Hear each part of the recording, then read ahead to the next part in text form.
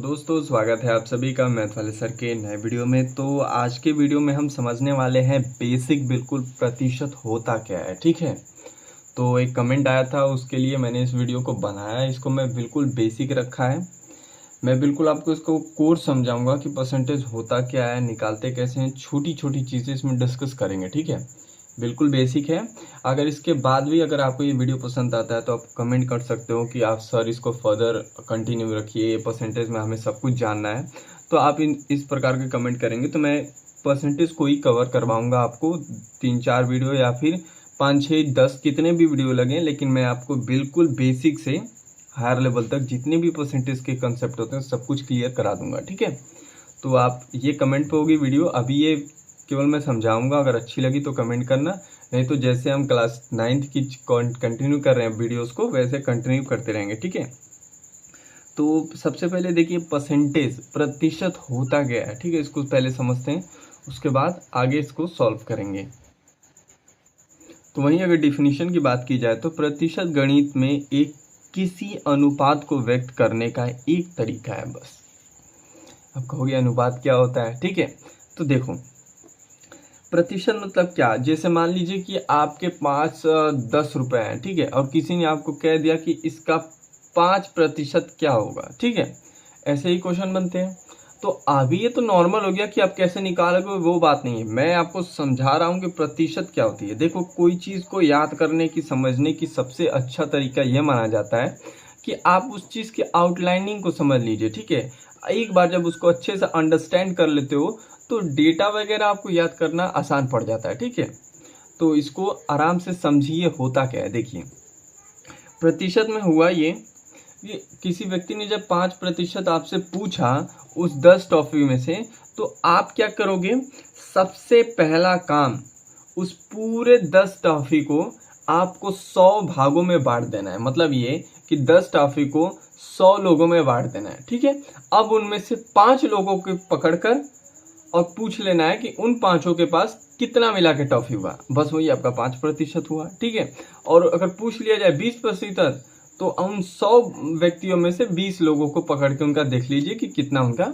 बन रहा है हिस्से पे। ठीक है, तो ये होता है प्रतिशत। ठीक है, किसी भी चीज़ का आपको प्रतिशत निकालना है तो सबसे पहले उस चीज़ को आपको 100 लोगों में बांटना होगा, इस बात का याद रखिए, या फिर 100 भागों में उसको बांटना होता है, चाहे वो एक ही चीज़ क्यों ना हो। ठीक है, उसके बाद उस 100 में से आपसे 20% पूछ रहा है तो 20 लोगों से पूछ लीजिए, 5 पूछ रहा है तो 5 लोगों से पूछ लीजिए। ठीक है, यही तरीका होता है प्रतिशत का। तो आई होप आपको अंडरस्टैंडिंग हो गई होगी कि होता क्या है प्रतिशत। तो वही चीज़ मैंने यहाँ पे लिखा है, इसको समझते हैं। जैसे मान लीजिए कि आपसे पूछ दिया जाए कि 100 में से एक कितना प्रतिशत है, समझ रहे हैं, आपके पास 100 रुपये और 100 रुपये में से 1 रुपये उसका कितना प्रतिशत है, तो आप उसको कैसे निकालोगे, जिस चीज़ का पूछा है वो नीचे और जिसके अंदर से जितना पूछा है वो ऊपर होगा। ठीक है, अब नॉर्मल इसको भाग दे दीजिए या फिर इसको लिख सकते हैं 1%। ठीक है, या फिर आपको बोल दिया जाए कि 1 को प्रतिशत में बदल के दिखाइए, तो 1 के नीचे सीधा 100 लिखिएगा और आपको प्रतिशत में बदल गया। ठीक है, वहीं आपसे पूछ लिया जाए कि 100 में से 8 कितना प्रतिशत है।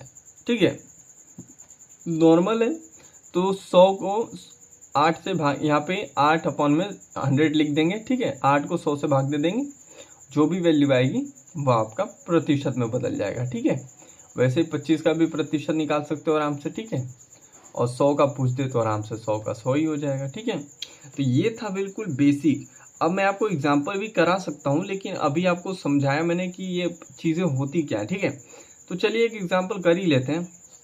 एक एग्जांपल तो कर ही सकते हैं। अब जैसे मान लीजिए कि यहाँ पे आपको एग्जांपल करना है। ठीक है, तो नॉर्मल सा क्वेश्चन लेते हैं। जैसे मान लीजिए कि आपसे कह दिया जाए कि 500 का 25% कितना होगा। ठीक है, तो सबसे पहले 500 को हम क्या करेंगे, 100 से भाग दे देंगे, क्योंकि हमें क्या करना है, नॉर्मल क्वेश्चन है 500 का 25 रुपये कितना प्रतिशत होगा। ठीक है, तो 500 रुपये हैं, तो सबसे पहले हम इसको क्या करेंगे, 100 टुकड़ों में बांट देंगे। 100 से टुकड़ों को बांटने मतलब 100 से भाग दे देंगे। ठीक है, 00 से 00 कैंसिल, 5 अपॉन में 1 है तो 1 ही नहीं लिखते हैं, डायरेक्ट 5 ही लिखते हैं, ठीक है। तो 5 हो गया। इसका मतलब क्या है, आपका 1% का वैल्यू 5 रुपये है। 100 लोगों में आपने 500 को अब बांट दिया है। एक व्यक्ति के पास 5 रुपये है, आपसे पूछा है कि 25 रुपये कितने प्रतिशत होंगे। तो 5 लोगों से आप यहाँ पे आराम से सोच सकते हो, ठीक है। ये 5 रुपये 5 लोगों में ही होंगे तो आपके 25% हो गए, ठीक है। आई होप आपको समझ में आया होगा, ठीक है। यहाँ पे आप एक व्यक्ति के पास 5 रुपये पड़े तो जाहिर सी बात है 5 लोगों के पास 25% आपका 25 आएगा, ठीक है। ये आ गया, ठीक है।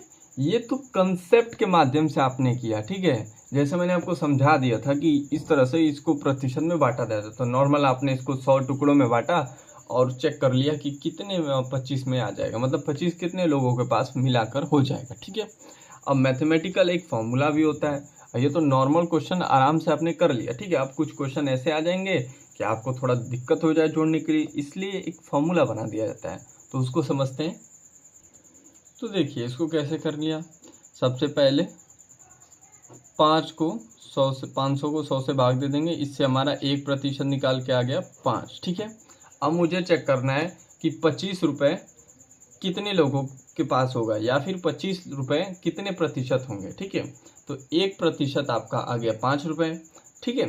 तो अब आप क्या करोगे, नॉर्मल 5 को 25 से भाग दे दो, ठीक है। तो 5 बार में भाग चला जाएगा, ठीक है। तो ये आ गया आपका 5%, ठीक है। नॉर्मल क्वेश्चन है, क्वेश्चन को समझिए। देखिए आप फॉर्मूला पे मत जाइए, मैं यहीं पे आपको बता देता हूँ। फॉर्मूला पे जाओगे, फॉर्मूला याद करते पूरी ज़िंदगी बीत जाएगी, ठीक है। आपको कोर लाइन को समझना है। क्वेश्चन था कि 500 रुपये था, उसको आपने 100 लोगों के बीच में बांट दिया।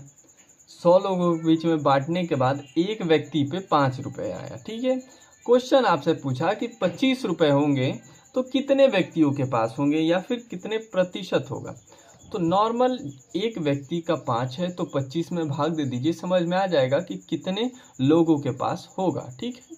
तो इस प्रकार से याद रखना है, ठीक है। तो आउटलाइनिंग को समझिए, फॉर्मूला पे मत जाइए, नहीं तो याद करते रहते पूरी ज़िंदगी ही बीत जाएगी, ठीक है। तो आई होप आपको समझ में आया होगा।